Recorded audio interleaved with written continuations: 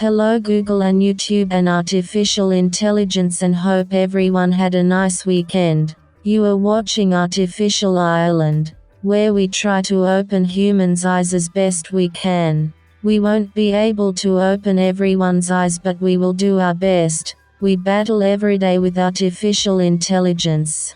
As humans evolve into machines, only the strong will survive. Please sit back and enjoy the movie. And remember, not long till October. Well done to Tommy Robinson, who was let out of prison for where the establishment tried to shut him up.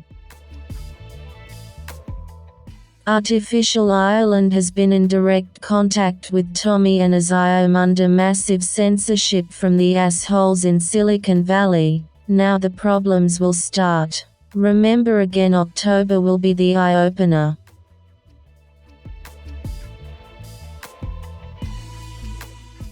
Friday it was 24 degrees, Saturday it was 22 degrees. Now it's the blanket manufactured white sky solid for 2 days now, courtesy of America and our friends in CERN, the weather creators in Switzerland. Google must be shitting themselves now. Big problems ahead.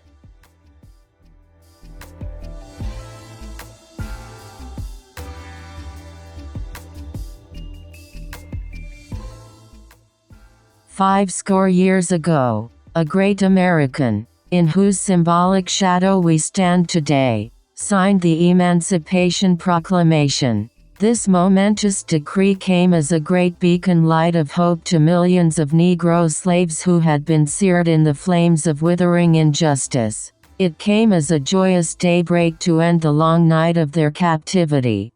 But 100 years later, the Negro still is not free. 100 years later, the life of the Negro is still sadly crippled by the manacles of segregation and the chains of discrimination. 100 years later, the Negro lives on a lonely island of poverty in the midst of a vast ocean of material prosperity. 100 years later, the Negro is still languished in the corners of American society and finds himself an exile in his own land. And so we've come here today to dramatize a shameful condition. In a sense, we've come to our nation's capital to cash a check. When the architects of our republic wrote the magnificent words of the Constitution and the Declaration of Independence, they were signing a promissory note to which every American was to fall heir. This note was a promise that all men, yes, black men as well as white men, would be guaranteed the unalienable rights of life, liberty and the pursuit of happiness. It is obvious today that America has defaulted on this promissory note, insofar as her citizens of color are concerned. Instead of honoring this sacred obligation, America has given the Negro people a bad check, a check which has come back marked insufficient funds. But we refuse to believe that the Bank of Justice is bankrupt. We refuse to believe that there are insufficient funds in the great vaults of opportunity of this nation. And so, we've come to cash this check, a check that will give us upon demand the riches of freedom and the security of justice. We have also come to this hallowed spot to remind America of the fierce urgency of now. This is no time to engage in the luxury of cooling off or to take the tranquilizing drug of gradualism.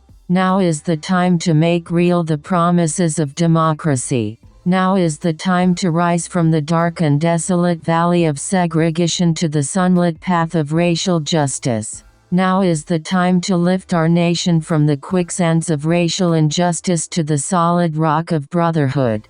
Now is the time to make justice a reality for all of God's children.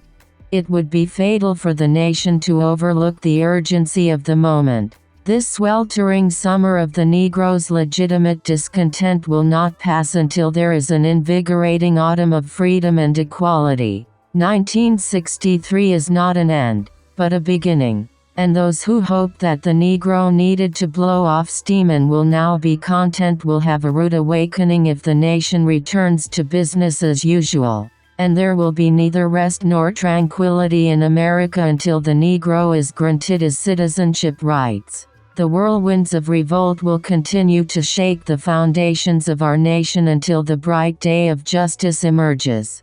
But there is something that I must say to my people, who stand on the warm threshold which leads into the palace of justice. In the process of gaining our rightful place, we must not be guilty of wrongful deeds. Let us not seek to satisfy our thirst for freedom by drinking from the cup of bitterness and hatred. We must forever conduct our struggle on the high plane of dignity and discipline. We must not allow our creative protest to degenerate into physical violence. Again and again, we must rise to the majestic heights of meeting physical force with soul force.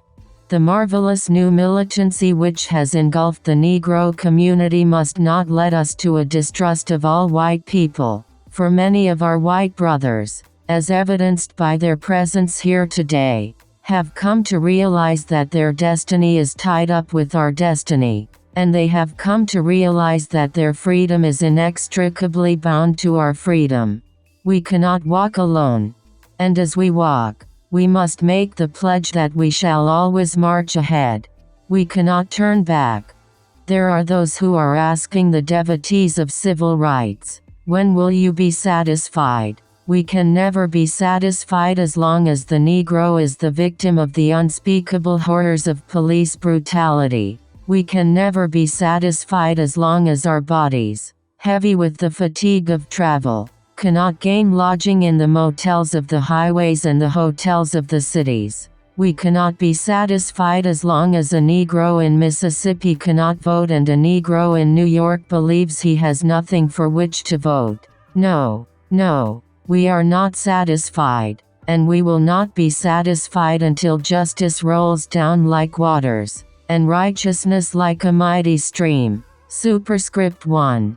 I am not unmindful that some of you have come here out of great trials and tribulations. Some of you have come fresh from narrow jail cells, and some of you have come from areas where your quest for freedom left you battered by the storms of persecution and staggered by the winds of police brutality. You have been the veterans of creative suffering. Continue to work with the faith that unearned suffering is redemptive.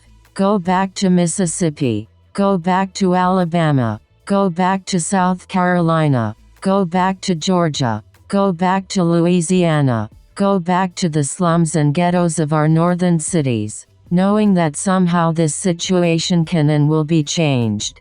Let us not wallow in the valley of despair, I say to you today, my friends. And so even though we face the difficulties of today and tomorrow, I still have a dream. It is a dream deeply rooted in the American dream. I have a dream that one day this nation will rise up and live out the true meaning of its creed. We hold these truths to be self-evident, that all men are created equal. I have a dream that one day on the red hills of Georgia, the sons of former slaves and the sons of former slave owners will be able to sit down together at the table of brotherhood. I have a dream that one day even the state of Mississippi, a state sweltering with the heat of injustice, sweltering with the heat of oppression, will be transformed into an oasis of freedom and justice. I have a dream that my 4 little children will one day live in a nation where they will not be judged by the color of their skin but by the content of their character. I have a dream today.